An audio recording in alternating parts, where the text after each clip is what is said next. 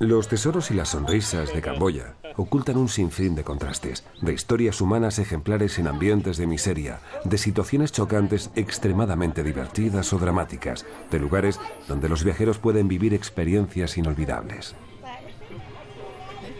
Camboya es un país lleno de magia, con inagotables tesoros históricos que descubrir e innumerables templos y pagodas de enorme belleza que visitar. Muchos de ellos en lugares a los que llegar supone una pequeña aventura. Pero además de estos lugares tan fascinantes, el viajero que quiera conocer profundamente Camboya deberá visitar otros escenarios menos gratos, algunos de gran dureza, para explorar esa parte de la realidad a la que jamás se asoman los turistas.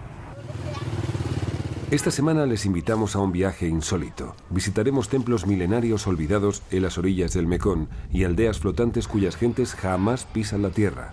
Nos daremos un festín a base de saltamontes, ranas y serpientes. Les mostraremos cómo se persigue a los pederastas, denunciaremos un negocio turístico con armas de guerra y les contaremos cómo nos regalaron una niña.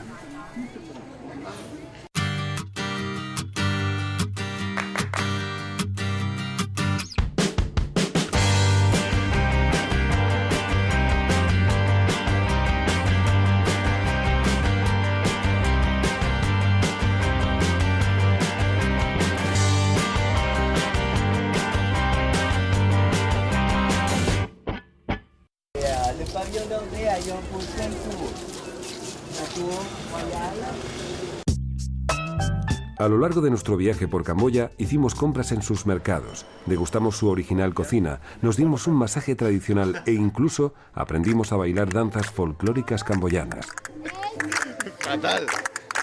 Naturalmente navegamos por el río Mekong y visitamos los famosos, bellísimos, impresionantes templos de Angkor.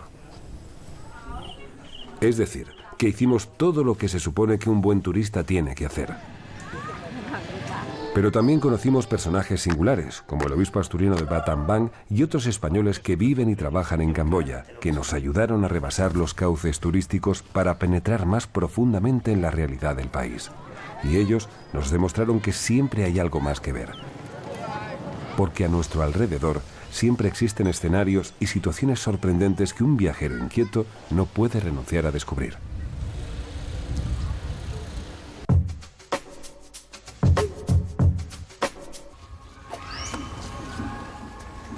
Basta con alejarse solo 30 kilómetros de Phnom Penh, la capital de Camboya, para descubrir algunos tesoros históricos olvidados, como este bellísimo templo de Ta Prohm, que data del siglo XII.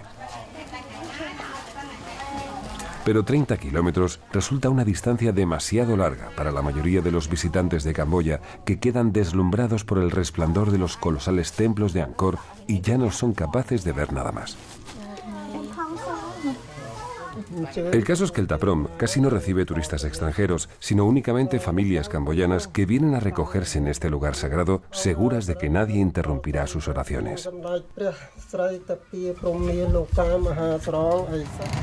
El río Mekong siempre invita a la aventura y seguimos el viaje a través de uno de sus muchos canales, seguros de que el esfuerzo de navegar bajo un sol implacable nos será recompensado con el disfrute de algunas de las joyas arqueológicas ocultas en sus orillas.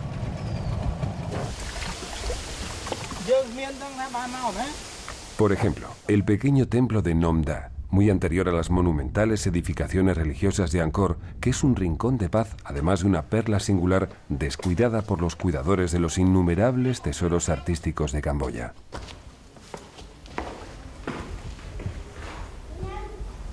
Aquí somos unos tipos raros, exóticos, a los que los niños siguen llenos de curiosidad, pero todo el mundo nos recibe con cordialidad. Y empieza a llover. El viaje por el río acaba resultando cansado, casi interminable, pero nos permite la ilusión de explorar lugares remotos y conocer algunas aldeas ribereñas. Sus habitantes, sumidos en una pobreza y un atraso crónicos, se alimentan gracias a la pesca artesanal y a la agricultura de subsistencia. Al pie del monte Chisor, un cartel nos advierte de que habremos de subir 412 escalones si queremos visitar el templo preangoriano, con casi 1000 años de historia que hay en su cumbre. La ascensión requiere esforzarse bajo un calor agobiante, pero vale la pena. Y su ambiente religioso gana autenticidad con la ausencia de turistas extranjeros. La vida que contemplamos desde la barca parece extremadamente difícil. Los campesinos de la Camboya profunda permanecen anclados en el tiempo, sobreviviendo igual que hace 1000 años.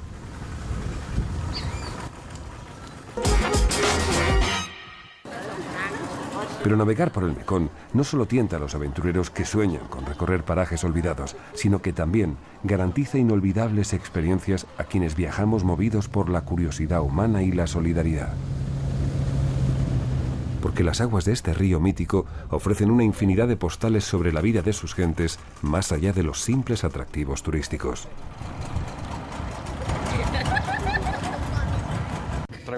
Para ello, nos sirvió de guía el obispo de Battambang, Quique Figaredo, siempre dispuesto a acompañar a los viajeros españoles que quieran adentrarse en la amarga realidad que, como misionero, lleva muchos años luchando por mejorar.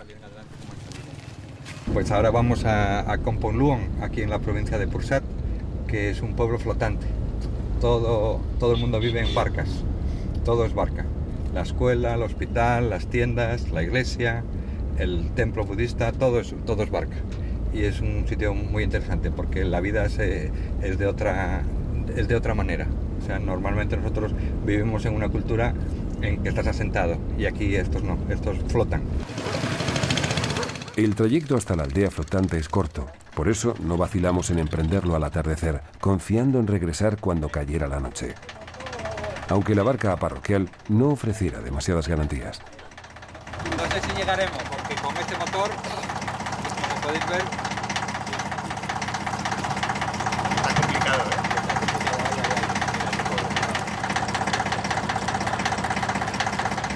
Nos quedan varios kilómetros, no sé, con esta avería que tenemos del motor, no sé cómo vamos a llegar. Kampong Luang es una de las 200 aldeas flotantes en las que malviven los más empobrecidos entre la legión de miserables que constituye la tercera parte de la población de Camboya. Estas chabolas flotantes albergan a más de 1.200 familias, es decir, a unas 7.000 personas, sin que existan censos fiables. La mayoría son de origen vietnamita y religión católica, por lo que la visita del obispo siempre es un acontecimiento.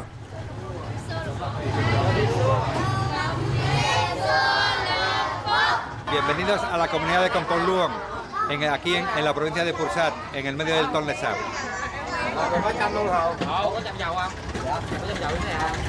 Esto es el río Mekong y el río Mekong pasa por muchos países.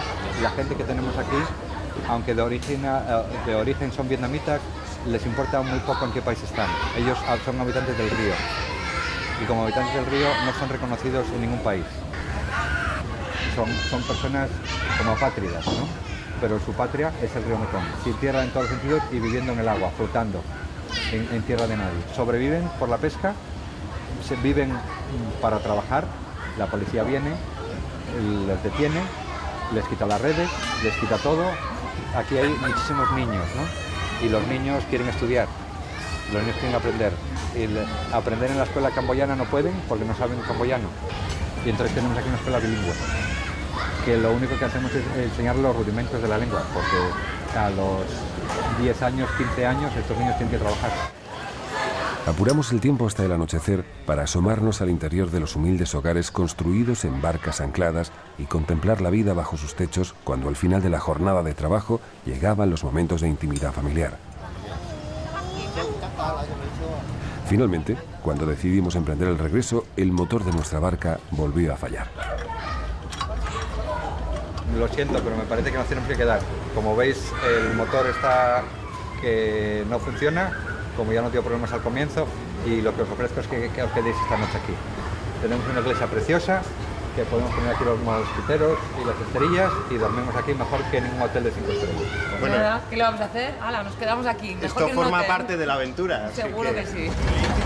Los vecinos nos invitaron a recorrer sus calles de agua, en un paseo nocturno que nos permitió conocer sus lugares de oración y de fiesta, los bares y las últimas tiendas que aún permanecían abiertas. Como en cualquier otro pueblo sobre tierra firme, los generadores eléctricos alimentaban televisores infectados de telenovelas tailandesas. Y las gentes cocinaban, cenaban y se disponían a descansar. La generosidad de los más pobres produjo una cena abundante que compartimos en el suelo de la iglesia.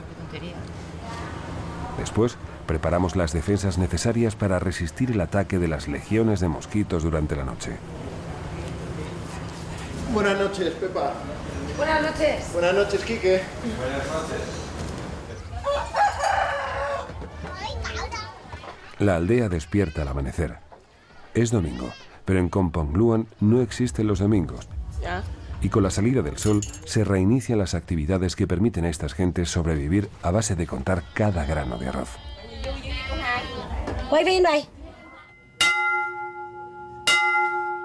Las campanadas llaman a misa, anunciando la presencia del obispo. Los católicos acuden a la iglesia para implorar el perdón de sus pecados.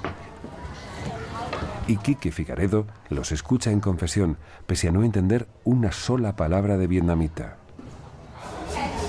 Yo no sé qué es vietnamita, yo hablo solo en camboyano, pero estas personas son vietnamitas y tienen la tradición de la confesión.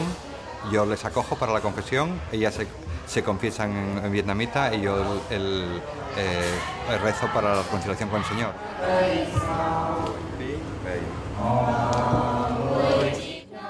Durante la misa, estas gentes humildes rezan con fervor, acaso pidiendo a su Dios alguna de las muchas cosas que les faltan, y lo hacen con esperanza, aunque saben que por estas aguas no abundan los milagros. Como vivimos en el agua, aquí vivimos todos en barquitas, los niños no tienen dónde jugar y tenemos muchos problemas físicos y problemas de salud.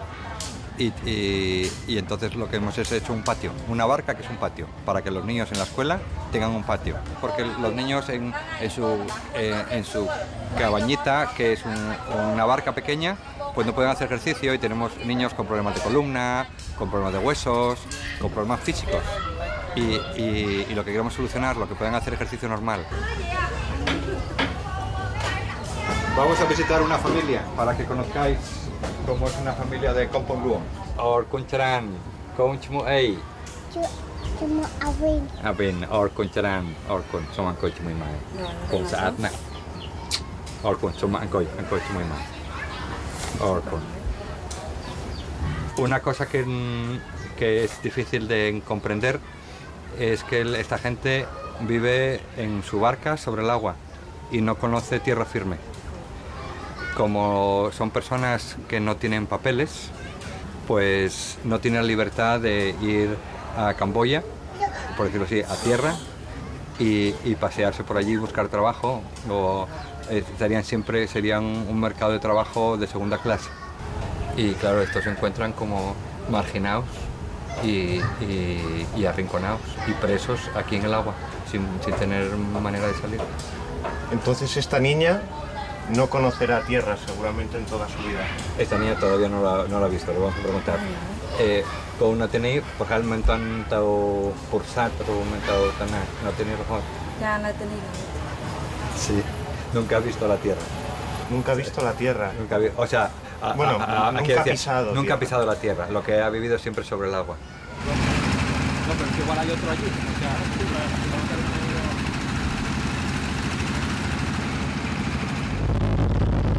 Y Quique, ¿qué podemos hacer nosotros para cambiar esta realidad? Estos retos hay que tomarlos en global, todos juntos, y es la única manera de salir adelante. Yo creo que el problema ecológico o el problema de la justicia social hay que pensarlo en global, rompiendo fronteras y rompiendo mentalidades ideológicas. Todos tenemos derecho a tener una vida digna y es lo que ahí tenemos que luchar por ello, para que todos tengamos vida digna.